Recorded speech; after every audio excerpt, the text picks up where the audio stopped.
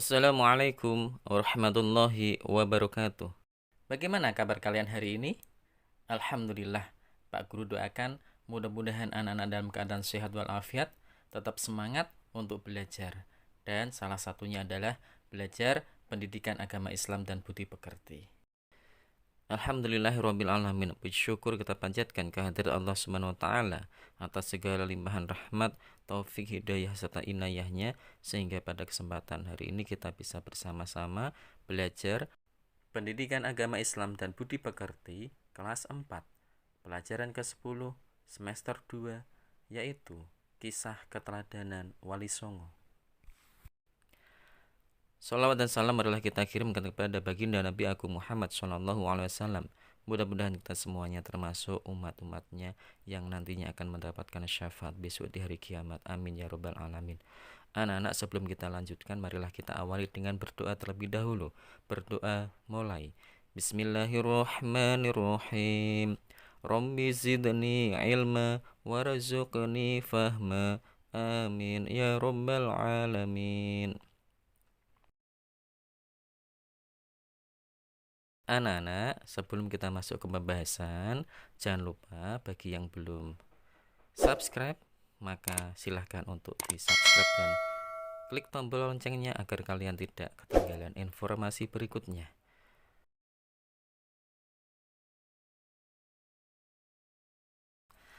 Anak-anak, apa yang kalian ketahui tentang wali Allah?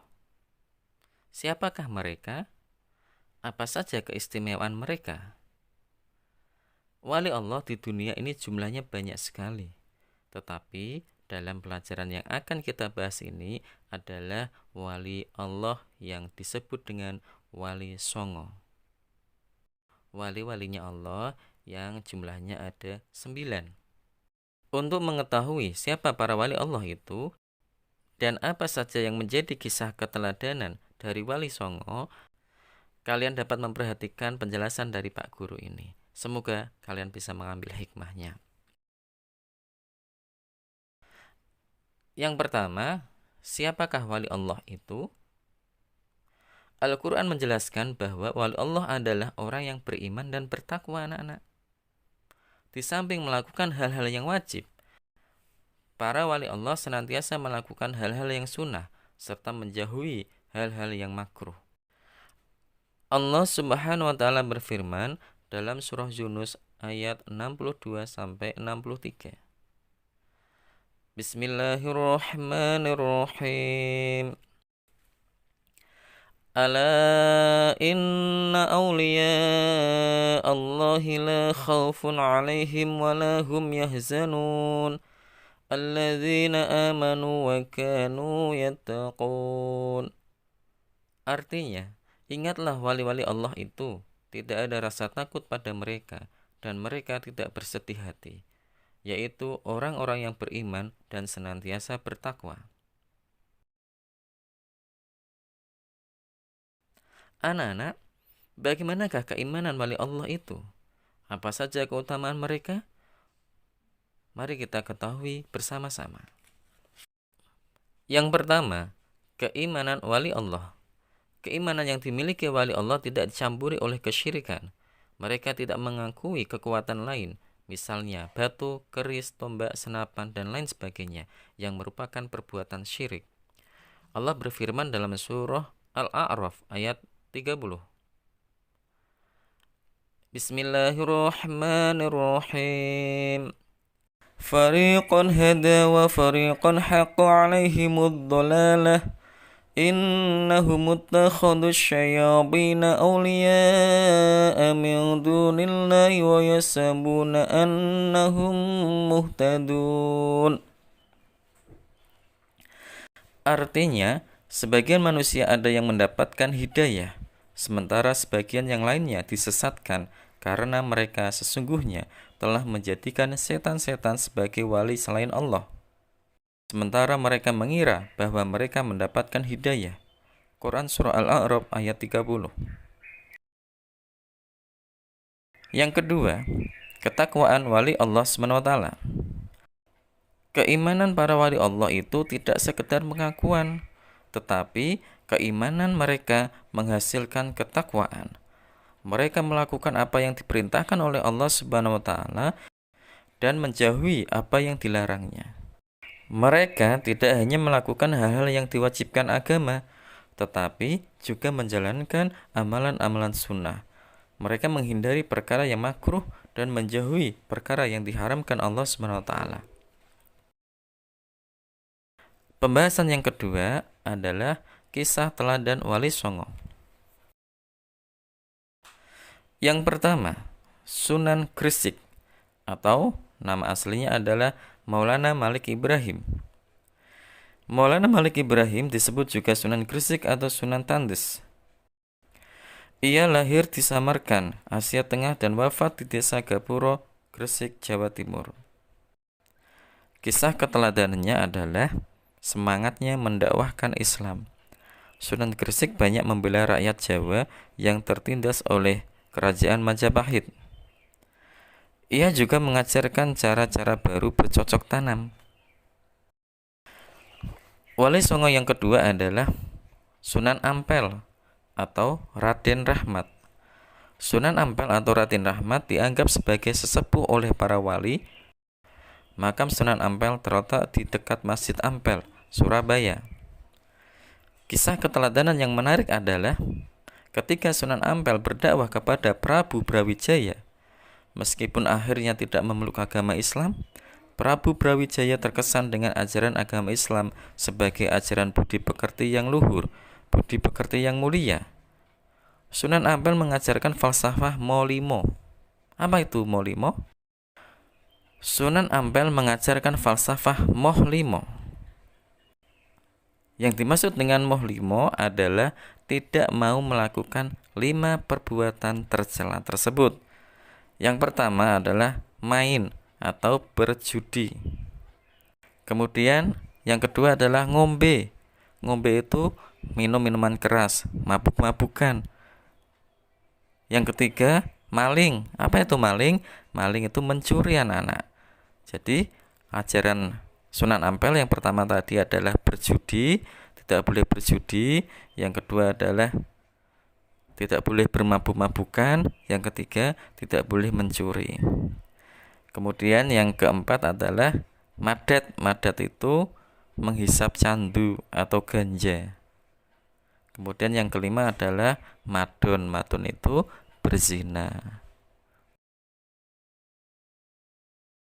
Anak-anak, Wali Songo yang ketiga adalah Sunan Bonang atau Magdum Ibrahim. Sunan Bonang adalah putra Sunan Ampel dan sekaligus muridnya. Beliau wafat pada tahun 1525. Kisah keteladanannya adalah cara berdakwahnya yang bijak, yang santun. Sunan Bonang sering menggunakan kesenian rakyat untuk menarik simpati mereka. Ia memasukkan alat musik bonang pada seperangkat alat musik gamelan. Oleh karena itu, ia dikenal dengan sebutan Sunan Bonang. Sunan Bonang juga menggubah suluk wijil dan tembang tombo ati. Yang keempat, Sunan Derajat. Sunan Derajat juga putra Sunan Ampel. Ia diperkirakan wafat pada tahun 1522. Pesantren Sunan Derajat dijalankan di Desa Derajat, Kecamatan Paciran, Lamongan, Jawa Timur. Kisah keteladanannya adalah cara berdakwahnya yang menekankan keteladanan dalam hal perilaku yang terpuji, dermawan, kerja keras, dan peningkatan kemakmuran masyarakat sebagai pengamalan agama Islam. Sunan Derajat juga berdakwah melalui kesenian anak-anak seperti tembang mocopat pangkur, itu sebagai ciptaan dari Sunan Derajat. Yang kelima, Sunan Kudus. Sunan Kudus merupakan putra dari Sunan Ngudung atau Raden Utsman Haji. Ia memiliki peran yang besar dalam pemerintahan Kesultanan Demak. Beliau menduduki posisi sebagai Panglima Perang, penasihat Sultan Demak, dan Hakim Peradilan Negara. Sunan Kudus banyak berdakwah di kalangan kaum penguasa dan priai Jawa. Di antara yang pernah menjadi muridnya adalah Sunan Prawoto, penguasa Demak, dan Arya Penangsang, Adipati Jipang Panolan. Salah satu peninggalannya yang terkenal adalah Masjid Menara Kudus. Sunan Kudus wafat pada tahun 1550. Yang keenam, Sunan Giri. Sunan Giri adalah putra Maulana Ishak. Beliau termasuk murid Sunan Ampel dan seperguruan dengan Sunan Bonang. Salah satu keturunannya adalah Sunan Giri Prapen yang menyebarkan agama Islam di wilayah Lombok dan Bima. Anak-anak, Sunan Giri sangat berjasa mendakwahkan Islam di Jawa, bahkan sampai ke wilayah timur Indonesia. Beliau pernah menjadi hakim dalam perkara Syekh Siti Jenar. Beliau juga berdakwah melalui kesenian, tembang Islami untuk dolanan anak-anak, seperti jamuran, jitungan, dan delikan. Wali Songo yang ketujuh adalah Sunan Kalijaga atau Raden Said. Sunan Kalijaga adalah putra Adipati Tuban yang bernama Tumenggung Wilatikta atau Raden Sahur atau Said Ahmad bin Mansur atau disebut juga Syekh Subagir. Beliau adalah murid Sunan Bonang. Sunan Kalijaga juga menggunakan kesenian dan kebudayaan sebagai sarana untuk berdakwah, untuk menyebarkan agama Islam anak-anak. Seperti wayang kulit dan tembang suluk.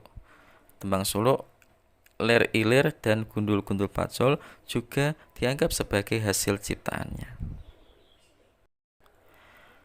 Anak-anak, Wali Songo yang ke-8 adalah Sunan Muria atau Raden Umar Said. Sunan Muria atau Raden Umar Said ini adalah putra dari Sunan Kalijogo anak-anak. Beliau adalah adik ipar Sunan Kudus. Tempat tinggalnya di Gunung Muria yang letaknya di sebelah utara kota Kudus, Jawa Tengah. Seperti ayahnya, beliau berdakwah dengan cara yang lembut. Kesenian gamelan dan wayang tetap digunakannya sebagai alat berdakwah kepada masyarakat Jawa yang senang dengan kesenian-kesenian Jawa. Sunan Muria menciptakan tembang sinom dan kinanti.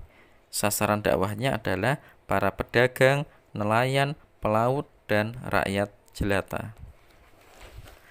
Wali Songo yang terakhir adalah Sunan Gunung Jati atau Syarif Hidayatullah.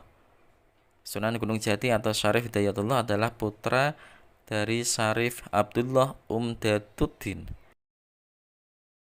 Beliau berjasa mengembangkan Cirebon sebagai pusat dakwah dan pemerintahannya, yang kemudian menjadi Kesultanan Cirebon.